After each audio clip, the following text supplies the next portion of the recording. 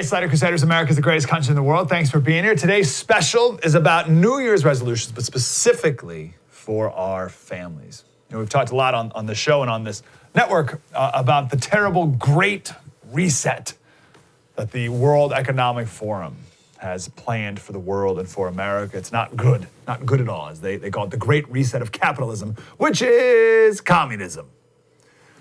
People have also talked about the great reset of our lives, right? We wonder how our lives will be different after COVID, if that ever happens.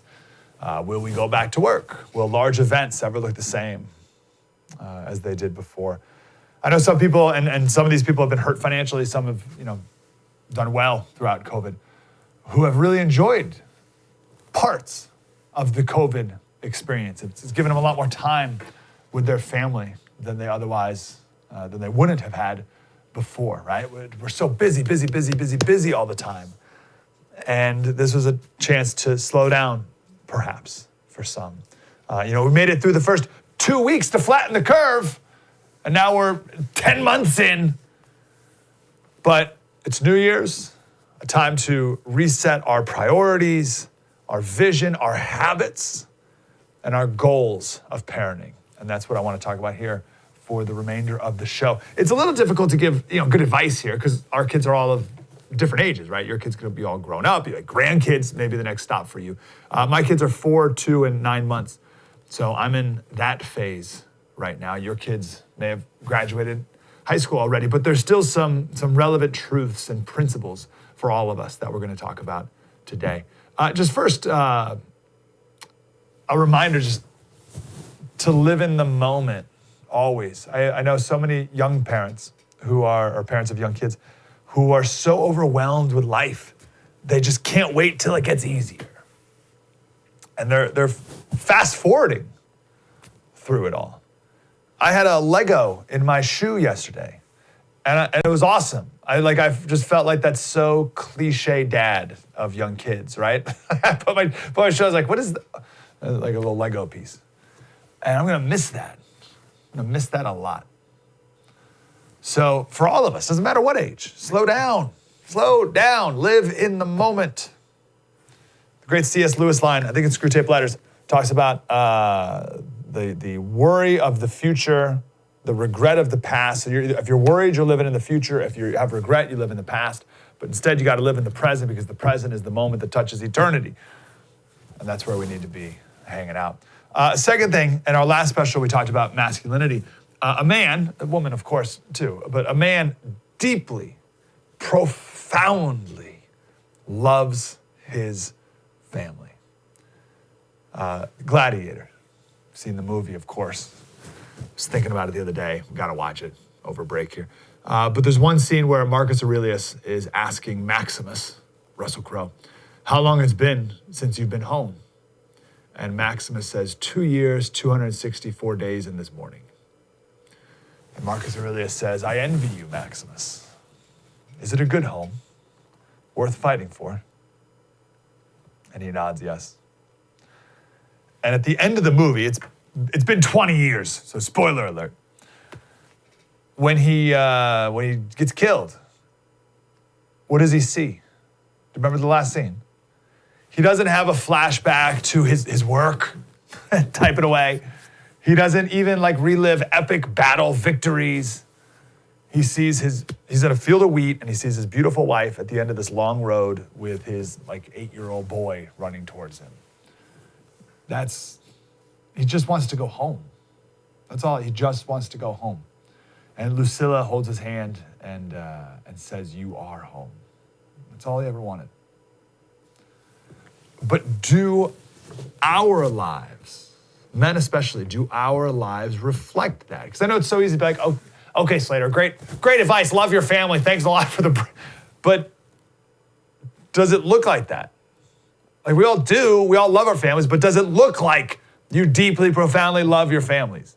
Do our lives reflect it? It's a tale as old as time. Socrates asked the question to his students, are the decisions in your life, are you giving all possible attention to acquiring money but give small thought to your sons who you are going to leave it to. Right? So he's even asked that question, like, you're so focused on your work. Are you paying too much attention to your work? This is 2,000 years ago. Are you paying too much attention to your work, your career, and maybe even with the best of intentions because you want to provide for your family?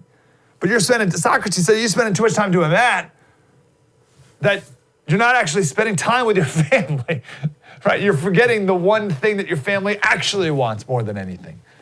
That's you. You're worried about the money you're going to give them. They just want you. Time with you. The other day I was talking to a friend about, we were just talking about favorite Christmas movies. And my friend said, The Family Man. I was like, well, that's not a Christmas movie. But it is set in the winter time, so I guess it works. Taya Leone, Nicolas Cage. Very, very quickly, there's this rich guy, single, sleeping around, nice car, the whole thing, right? I forget if he bangs his head or something happens, and he wakes up in the middle of a different life that he could have lived if he decided to stay with his high school sweetheart instead, right? So he had a choice at a point in life to either take the career or go with the girl, and he chose the career, right? But now, this is what would have happened if he made the other choice. So instead of being this big time like banker in New York City, he's a regular family man. He works at a tire store in the suburbs, and he's got little kids running around. It's the whole thing. Legos in his shoes, for instance.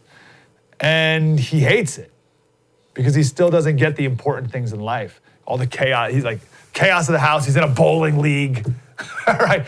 And the whole time he's trying to crawl his way back to New York City and back to that high-profile job and back to all the money. And then he finally does, and he thinks this is what his wife wants. So he goes out and he buys this massive townhouse in the city without telling her, thinking she'd be all excited about it, even though he never really cares what she thought about the whole thing. It was all about him. And there's this great line he says, I forget her name. He says, honey, we have to do this. We have to move to the city. We have to live in this house. I have to take this job. We have to do this.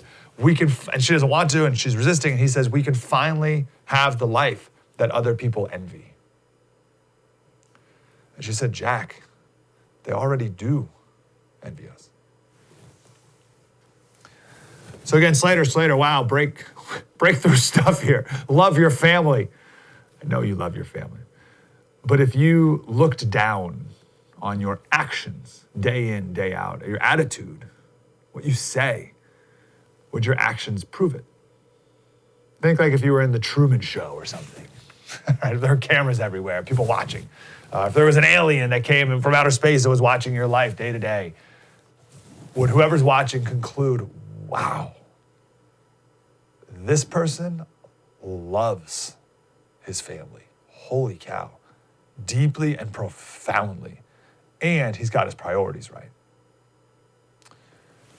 It hit me when Jack, my oldest, was like 1 or so, that my wife and I, we can set the culture of our home. We can do whatever we want. I remember the moment. It was like a breakthrough. It's like we can do whatever we want. We don't have to do the things our parents did. We could do whatever.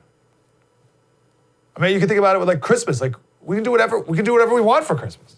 I mean, we don't have to eat the same things or do the same things, or we can do whatever we want. It's our house. We're adults. I'm an adult. All right. I got my own kids. Like we can do whatever. We can just do whatever, and we don't have to let pop culture set the culture of our home. I don't have to let anyone else decide. We're in charge. We can do whatever we want.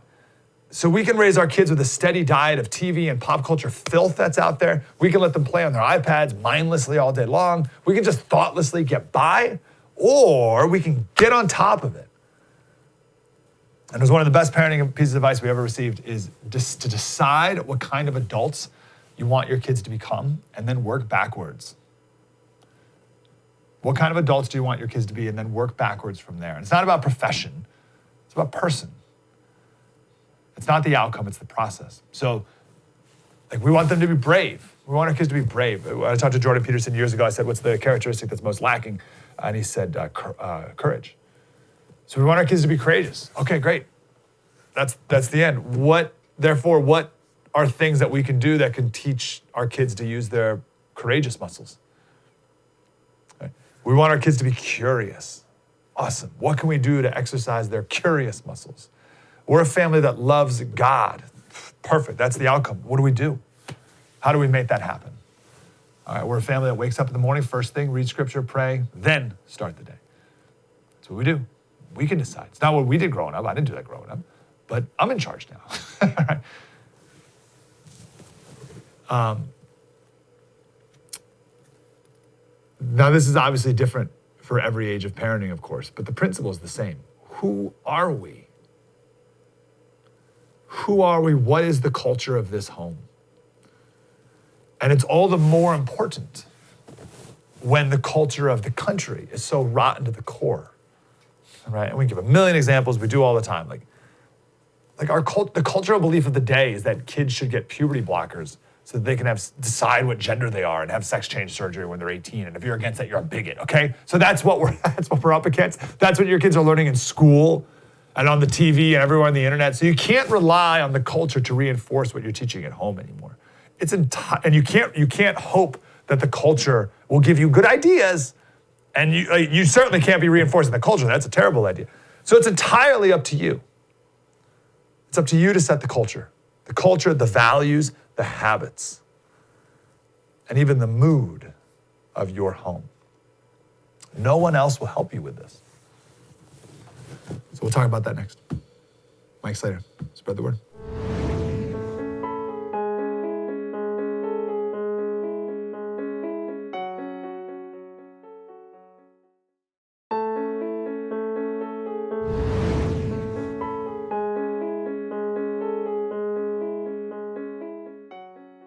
Hey, Slater Crusaders, welcome back. One of my favorite guests we've ever had on the show, author of very many books. You have to read them: Calm, Cool, and Connected, Parents Rising to Becoming a Happy Mom, Happy Husband, Happy Wife. And her newest one is called Screen Kids. Arlene Pellicane. Arlene, how are you today?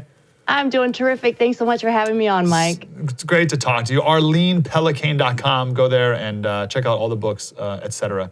Arlene, I want to talk to you about setting the mood of the house. This has been one of our themes of the show, is that you set the culture of the home. No one else. It's your job. Well, if you don't do it, other things will set the culture. But can you speak to that and how, the importance of the mood? What does that mean? It's so important. You know, I remember I had written this book called 31 Days to Becoming a Happy Mom. And this was pre-pandemic. It was a really busy night. We were trying to get dinner on the table. We're trying to turn it around, get out the door to church. I was at the dishes and I was just going, I'm barking. I'm just like, get that done. Why aren't you done yet? Get your thing, grab your Bible. You know, I'm just like barking. Yeah.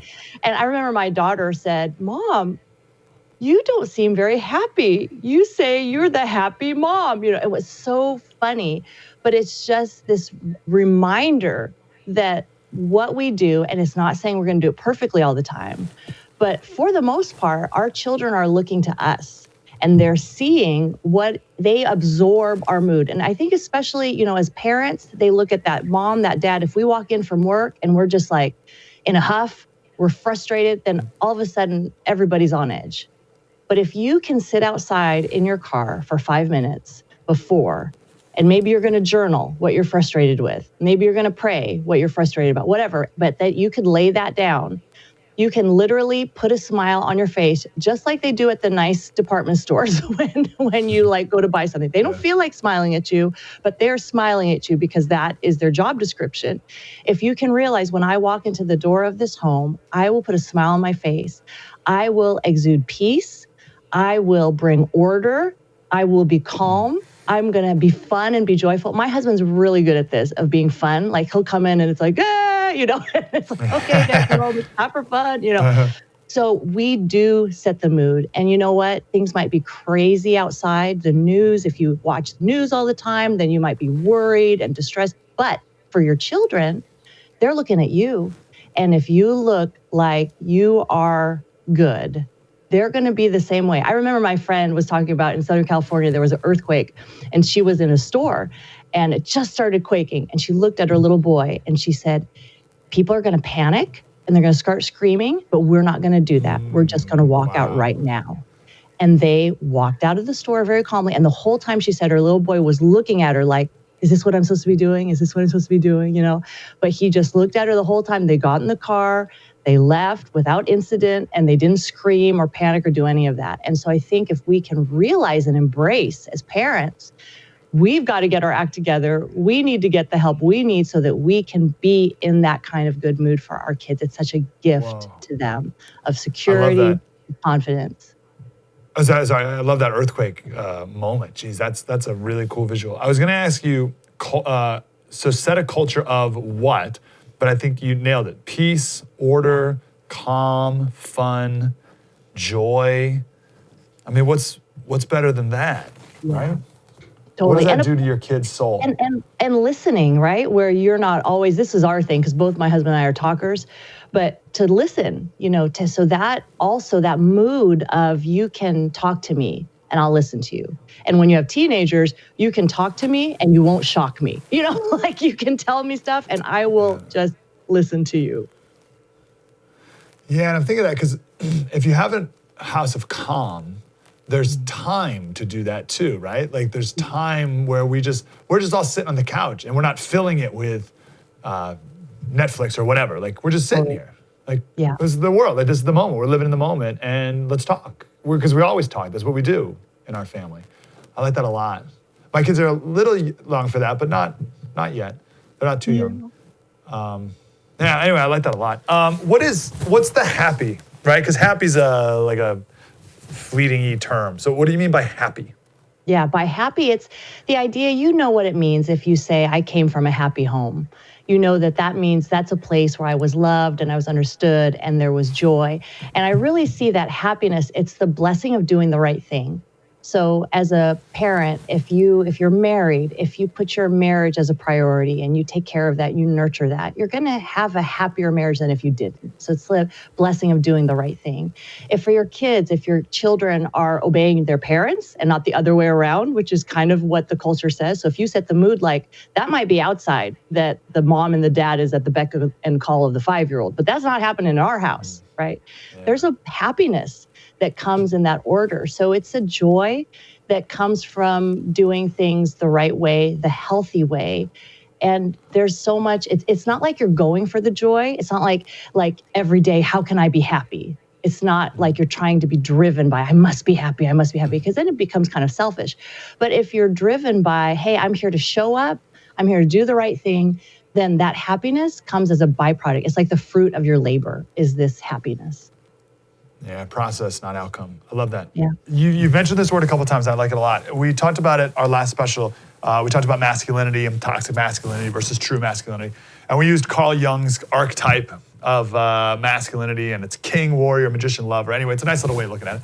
And the king brings order to chaos. That's one of the attributes of a king. And you've mentioned that word order a few times. I like that a lot. Order as opposed to what? And what are some maybe examples of bringing order?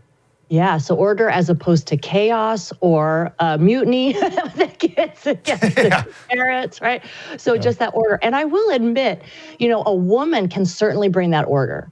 And a shout out to the single moms who are out there who are bringing the thunder and bringing that order every day. And that is for sure possible and so heroic on the part of so many single moms and single dads. But I will say, my husband just told me just recently, like, man, if I wasn't around, you'd let the kids do everything they wanted. There is something about masculine order that can look at a situation and be like, I don't think so. So here's, a slice of real life. So my children, we've decided that we're just going to not do the smartphone because there's so much that comes with that smartphone, whether it's addiction. How old are your kids now? Things. And we have a 16-year-old, a 14-year-old, and an 11-year-old. So they have Google Voice numbers, they text their friends, they use my phone, they can use my husband's phone, they have computers in the home that they can use. So they have access to technology, but it's just not in their pocket. And it's been working really well. But my husband had been noticing that our youngest, during the break and different things, that she will, whenever he sees her, she's on my phone. And I'm thinking like, oh, she doesn't even have her own personal device. It's fine. But he sees that. So it's that order that is looking for what might be out of place, like what might be a little bit out of sync, and how can we just direct that a few degrees so that that'll get better. So he told me, he's like, you need to change your password so that she has to really ask you before she picks up the phone. So that's on my to-do list today. So that's an example of bringing order. Yeah, I like that a lot. Next time we got to get your husband on too, Arlene. Let him know. True, I don't know if he wants screen time, but we'll give you a mouthful. I like this idea of like the dad scanning, right? Yeah. And like being aware of his kingdom. Yes, and he's like, do you not see this? He'll say that, like, do you not notice that blah, blah, blah, blah? I'd be like, okay, yeah, I guess that's a good point. Yeah, we all have blind spots, no doubt about that. But I like the intentionality of it. And let me ask you about that, because I like this word a lot. Years ago, someone told me this, and this is the theme of our parenting, is being intentional. Everything we do is intentional. We try to be. Do you have any examples of that? And if you're not intentional, who is setting the culture of your house? Yeah, intentionality has been very important. And it's just in our house, it's the idea of we are preparing you for adulthood. Like that is our responsibility. It is not the school's responsibility. It is not the government's responsibility. It is not the church's responsibility. It is our responsibility. So that really has been a guiding factor. So I remember our kids would come home from school years ago and they were having trouble with their multiplication tables, right? So a lot of parents would be like, okay, well, you just need to work on that. That's what I would say. But my husband, Mr. Intentional, what does he do? He makes all these little pieces of paper with all these multiplication charts, and he sits with them and he sets the timer for 30 seconds and he says, go. And he does this every night for like 5 minutes. Nothing crazy, but 5 minutes of multiplication tables. And then what happens, 2 weeks, 3 weeks later, all of a sudden our kid does the best multiplication tables in the class. So it's intentionality. Sometimes it's in response to something that you see like, oh, there's a weakness here. We need to shore that up. Sometimes it's very proactive, like, okay, you're going to, whether it be learning how to play the piano, realizing that's going to be a valuable lesson and skill for you. Serving at church, like that's an intention. Like everyone's got to pick a place that you want to serve and let's get involved. We're not going to sit in the sidelines. So these are decisions that are made because we want the kids to have experience. We want the kids to have experience with other adults. We want the kids to have experience with serving their peers. All those things you have to plan it and do it. It doesn't just happen by accident. No. Can it be too late? Could there be a mom or dad of an 8-year-old listening now, or 12, and it's like, we blew it. We didn't do the Arlene way when they were 2, and now it's too late. No Arlene way. Don't worry about it. No, it's never too late. You have a child in your home. You have a child, even if a grown child, that isn't with you, you still can influence. But if your child is with you in the home, you have a place of influence. And it might be the kind of thing where it's an apology of, hey, you know what? I realize that you, like many high schoolers, do not know how to address a letter. I just heard that recently, that a lot of high schoolers do not know how to properly address a letter. So you as a parent can say, man, I really blew it. There are some skills that I have neglected to teach you. But you know what, buddy? I am going to get on the ball. And today we're going to learn how to address a letter. Tomorrow we're going to learn how to make an ATM deposit. The third day we are cooking chicken. And the fourth day you're going to meet a stranger and look them in the eye. It's not too late to do this stuff ever. That's so good. All right, what are some of the cultural inputs you see out there today that you're sensitive to that maybe others aren't as much? Well, I have a feeling you are sensitive to it as well as you're listening to this, but I think there's a great negativity. We're always drawn to negative news, to what could go wrong, of what is wrong with our country. And of course, there are a lot of things that are not right, but in the home, if you can focus on gratitude, if you can focus on Thanksgiving, if you can focus on looking, this is still the greatest country in the world that we live in, and we ought to be grateful to be here, and how can we serve people? So I think just around us, there's a lot of despair, there's a lot of hopelessness, there is a lot of, anxiety and conflict. And if you can say, hey, we're not going to be that way and we're going to be positive, I think that is something. I think it's really important I think a huge thing we're all missing is the role of screens in a child's life. I think we're hugely missing. We have just so readily adapted technology because it's made our lives easier as a parent. Like, oh, look at, I don't even have to pay for this constant entertainment. I don't have to pay a babysitter. I don't have to like fight with this child. They just play video games all day. They just watch Netflix and Disney all day. They just are on YouTube. This is fabulous, but it's not fabulous. And I think that's the main thing of waking up and saying, my role as a parent from birth to, let's say, age 10, like your kids want to be with you. Your kids want to spend time with you. Your kids want to read books with you. They want to throw a Frisbee with you. They want to do these things. Why would we waste that desire for a child to be with their parent and that bonding experience? And then all of a sudden, culturally, all these kids are bonded to their phones, to their iPads, to their video games, way more than they are to their parents. And that, I think, is a huge thing that culturally we need to wake up to say, let's delay the devices. Of course, there are good things about technology, but let's delay the devices and let's enjoy the relationship. And then when they're older, let's introduce these devices. And obviously for school, everything, reading a book, all those kinds of things are always going to be better than sitting online, watching something on one, screen and then playing a game on the other. I think some people are starting to come around to that truth, it seems. But then when COVID hit, I thought of you when just the whole world is like, we're just shoving every kid in front of a computer 8 hours a day, which is like crazy. So, Arlene, we got to run. You're the best. Everyone go to the website, Arlene Pellicane, PELLICANE.com. All the books, speaking, podcast, everything's all right up there. Arlene, you're wonderful. Thanks for being here. Thanks so much. Have a superb day. Coming up next, Joy Pullman is from The Federalist. Mike Slater, spread the word.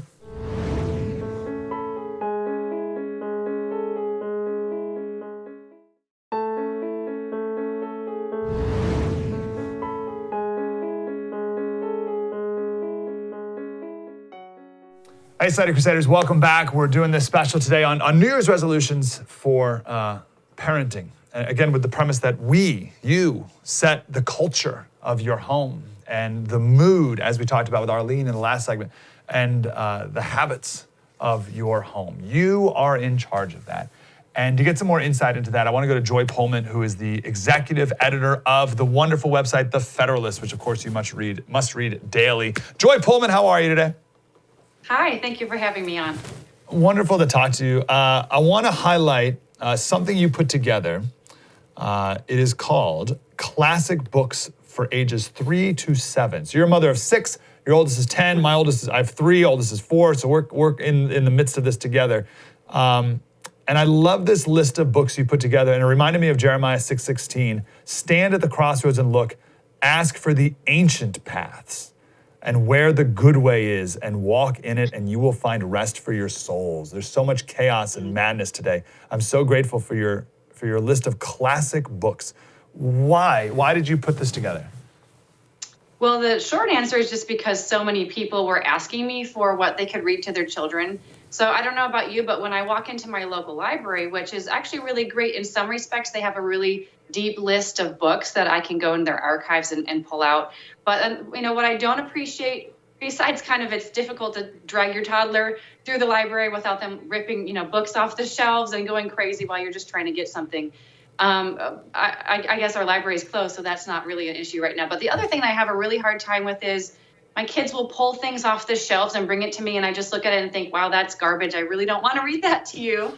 I don't want to waste our precious time together, on stuff that's feeling, at worst, I call it kind of Cheeto, or at best it's Cheetos, kind of just snacky, empty things. And at worst, it could even be poison. When you have some of the just things that deeply contradict my faith as well as the science about what men and human are, and teaching sexual behaviors to really young children. I consider that straight out poison. So I've been searching for really wonderful books to share with my children. And I also feel like as young people, we really in America have lost, like you mentioned, the ancient wisdom. A lot of the wonderful things that are historic and classic. There's been a huge attack on normalcy, on decency, on a common culture that is safe for families and children, that is positive and beautiful. So I see myself as, and I think a lot of young parents also, as wanting to bring that back into our lives. But we didn't have a lot of it, many of us as children, so we don't know where to start. And that's one of the things that I do to help revive culture in my home. And rather than dealing with this garbage anti-culture that we're all assaulted with every day. So I don't even know how some of these books got in our house. They must have been gifted. But we've thrown books away. Like we've read books to our kids and we're like, this is terrible. Yeah. Like everything about this is awful. Even the pictures are disgusting. And we've literally thrown books away. What are these? We talk on the show a lot about our inputs and curating our inputs. And that's true for us as adults, but it's doubly true for kiddos. Where would that go awry? Like if you don't curate inputs, what happens? Well, children then receive a distorted view of reality, right? So for example, one easy statistic that I could throw out is simply that, I mean, the majority of Americans think that, I forget but that they think that between, 1/4 and 1/3 of Americans are not heterosexual, when the real number is somewhere around a couple percent, and that's because we're oversaturated with the things that are, a deviation from the norm. And so again, when I talked about little kids, if they're developing their sense of what is normal, what is life like, what are kind of pegs that I can reach to, and what are the parameters for my life, and understanding and just kind of, well, they call it in child psychology a schema. They're really developing kind of their framework for the entire world that later is going to be filled out as they grow older with other things. So it is, I mean, people, especially parents of really small kids like you, it can feel like, toddlers and preschoolers are crazy. They're messy. They feel they're developing their language.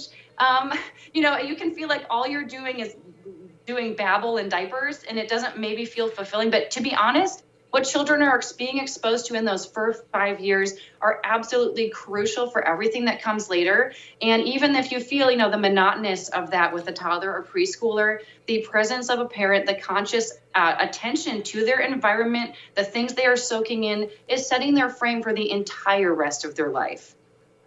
Wow, can you speak more? I've heard that about the 0 to 5, like that being the most important time. And a schema, this is a really, so I'm thinking input. So I'm thinking like we're putting things into our kids' heart, souls, mind, and strength. But I like this idea of schema because it's like a boundary almost. I don't know, am I thinking about that? Am I visualizing that the right way? Can you speak more to that? Like an Overton window, right? You're framing their view of the world. What they, where they're going to look, what they're going to accent. So I'm reading a really interesting book that's talking about right now about the kind of the advances that they've done in brain and in psychology. We think that we're rational human beings, but really our rationality, we reason backward from our impulses. And I'm sure adults have experienced this all the time, right? When you can't figure out why someone is coming to what you think is a crazy conclusion, and we all do this. I absolutely do this. So that's why it's really important that the atmosphere, especially for children, be nurturing, warm, safe, be giving them honest, good, wholesome content. Because if you're skewing their understanding, if you're making them, for example, feel, physically or assaulted or exposed to, evil or exposed to adult things too early, that absolutely affects their frame of the world for what the entire world is like later. And then without even knowing it, they will accept or reject ideas based on those implicit assumptions that were built into them. So it's not just watching cartoons. It's not just reading a book on a shelf. It is absolutely building their framework for what they will believe for the entire rest of their life. Oh, so good. And that is true with everything. So that's got to be how mom and dad interact with each other, how mom and dad interact with the kids, music, certainly. That's so good. Okay, our time is limited. So my first suggestion is that we all try to become more sensitive to the inputs that are around us, right? Because I'm sure we're so numb to so many of the things we don't even realize it is poison. But I want to take our limited time together and talk about what is good, right? What is good, beautiful, and true? So what is some wholesome content, specifically or generally, that we should be searching for in our homes? Well, I believe, I mean, obviously, in the importance of classic literature, and in the importance of just, I mean, you mentioned earlier, so many children's books have what I call garbage illustrations. And Yeah. obviously, I don't believe in criticizing children's artwork. That is obviously primitive, but I also think that, and I know that it's the right thing to do, to expose them to beautiful, transcendent things that, they can't accomplish right now, as something to aspire to, as something to understand that there's real gorgeous beauty and craftsmanship in the world, that and that really sets their idea for what is beautiful. So one thing, I mean, this is a very small thing, but I think it's kind of an example that we do as parents when we have rude neighbors driving by our house blasting garbage music with filthy lyrics. I've said to my kids, oh, I feel bad for that person having to listen to that garbage music. And my kids, now are gravitating towards more excellent, varieties, and it really sets the stage for them later in their lives. And again, I think I'm not against all, different kinds of music. I think there can be some great slam poetry, for example, but for a 5-year-old child, what they need to be hearing is the absolute best you can give them. It's kind of like parents obsess about the food we put in our kids' bodies, about the plastic that we might be microwaving, or putting their bottles in. We check the ingredients all the way down, but we don't do that. Why don't, their souls are so much more important. Their minds and their souls are so much more important than, what the food that's put into their bodies. And we treat the minds and their souls like it's an afterthought. I really think that priority needs to be absolutely reversed. You're so right. Every parent knows about BPA, but I don't know anything about, I don't even know what BPA is, but you're supposed to be worried about it. I don't know if it was on your list or a post you made on the federal list, but were you the one who suggested to our family Emily, the Emily series? It's like Emily and Painters. Wasn't you? I could have. So it's it's this book. The little girl who goes to all the museums and she steps through the paintings. Yep. Is that you? Yeah. Yeah. Yep. That's okay. So perfect example. So I forget. It's called Emily, and we have a couple of them, like the British painters or whatever. So what a wonderful way to introduce. Yeah, what a wonderful way to introduce your kids to actual paintings. Here's an actual beautiful work of art, as opposed to Pete the Cat, which is one of the books we threw away. It's total garbage. That's like that is called the Sky Tree. And so the author paints these gorgeous paintings of the same tree in different parts of the year, but they're just beautiful oils, and they really give you attention to detail. And each of the pages gives you kind of questions to discuss with your kids what you're seeing in the picture, so you're developing their attention to detail, their attention span, their ability to pay attention, as well as, again, you're stocking their minds with something that's beautiful and elevating their soul and leading it up, rather than leaving them, in kind of the base soup that our society already is stewing us all in. Okay, since I'm slamming on things, that's my the Pete the Cat book. I saw this in person the other day. Jimmy Fallon's kids book. Now maybe it's for little babies, but it's total nonsense. And I don't like nonsense. I have no time for nonsense. And I don't think our kids deserve, I think our kids deserve better than nonsense. Nonsense. There literally is nonsense poetry, but it will be by pick really wonderful stuff by, so for example, I was just about to mention Sandra Boynton. She's a popular children's art author, but she has rhythm. She's introducing the kids to sense of style, to humor, in a really fun and happy and delightful way. My daughter learned her colors through one of her books, so she incorporates all those elements, as well as there's a lot of family and love and festivity. That's the atmosphere of her books. So again, I don't think you need to, we're not talking about only buttoned up, but but something, again, not Pete the Cat. One of, I hate, I don't know, there's some series that my kids' friends have, something about Stinky Pete, or I can't remember. And there's some about some kind of mouse. I just think of it as being low and base. And again, my kids read Calvin and Hobbes cartoons. We're not, 100%. But the balance, the majority, what I direct them towards, what I try to enhance and elevate, I prefer to be better material. And I like this word elevate. That's what I wanted to focus on. So my last question for you is to comment on what kids are capable of. I think we sell kids so short on how smart they are and what they really do love, right? It's we feed them garbage food because we think that's the only thing they like, but that's not true. So can you speak to that? Oh, I mean, so for example, my children, so my husband actually is in charge of a classical school. And so my children have gone there since age 5 or 6. And every semester they do something we call recitation day. And so the children give a public presentation to their family and friends of a poem, a scripture, a hymn, some classic work that they have memorized, kind of like Anne of Green Gables. In her day, this was common. This was very common among American public schools just 50 years ago, and it no longer is. But so my children love poetry, and I never had poetry as a child. I was an English major in college, and I really struggled with understanding what is it about poetry.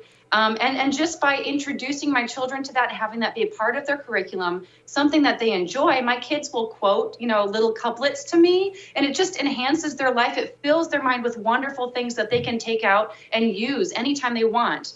And so I've noticed that, especially because it's something that I really never was, it never was developed in my life as a child. So with my kids, I'm being able to kind of grow and expand that aspect of my love of the world and art a lot more. Love it. Joy Pullman, The Federalist. Obviously, you got to go to thefederalist.com every day. Where can people buy? I don't even know where I found your book list, Joy. Where can people find that? Search my name and The Federalist. It's in my signature. So there's a link to it right there. This place. Okay. Beautiful. All right, Joy, let's talk again. Thank you, ma'am. Thank you. Have a wonderful day. We'll wrap it up next with a little story from Andy Griffith's show. Mike Slater, spread the word.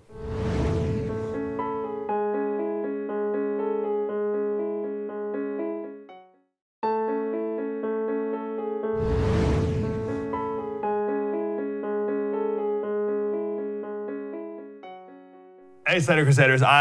Joy and Arlene are so wonderful. I just want to wrap up with a couple stories here. So Jimmy V, the NC State basketball coach in the 80s, amazing coach with, his trademark was his amazing attitude, right?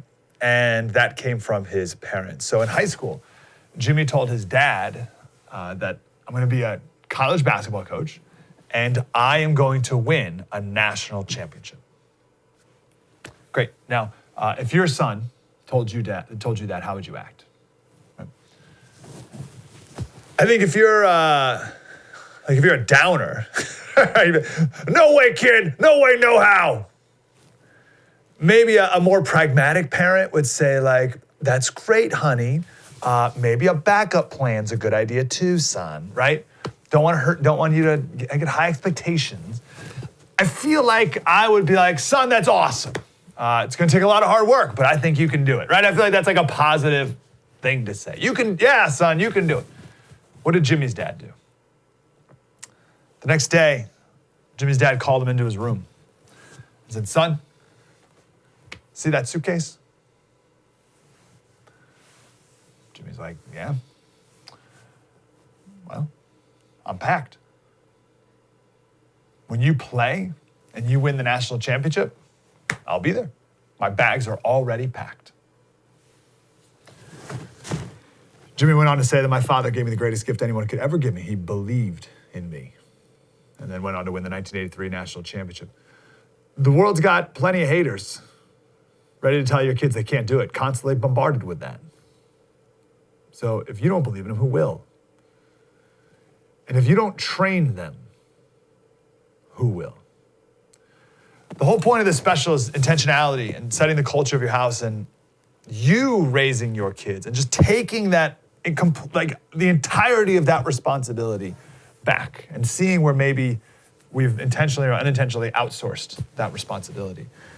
It's yours and it's only yours. You can't trust anyone else to do it. This is a while back. I came downstairs and my wife was watching the Andy Griffith show. She loves the Andy Griffith show. And I was like, okay, it was right before the radio show, so I had a couple minutes to watch, so I sat down and watched for a few minutes. And the episode's called Opie's New Friend. All right, so Opie befriends a hobo. All right, so I started watching, and Opie's room was a mess. So Aunt B tells him that there's toys all over the place and you gotta clean your room. And Andy says, hey, Opie, hop up from the table and go do what Aunt B says. And Opie says, he says, can't we talk it over first? And Andy says, excuse me, would you mind running over that again right slow? That's what he said. Would you mind running that again right slow? And Opie says, I'm gonna do it tomorrow. Tomorrow is the most perfect time to start any job. And he said that because the hobo told Opie the same thing, right? The hobo told Opie, the most marvelous day ever invented. There's nothing a man can't do tomorrow. Tomorrow. And Opie picked that up. And then Andy said, your tomorrow's really gonna smart if you don't go clean up your room because you're gonna be late for school. So the episode progresses and Opie starts doing bad at school, he's late to school, all this stuff, right? So Andy has to confront the hobo. And I love this scene so much. I love it for a ton of reasons.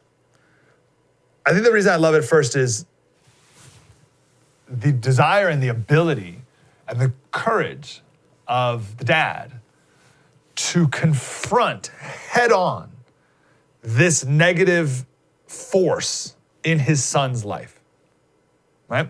He sees his son behaving poorly, he sees the negative force, and he confronts it.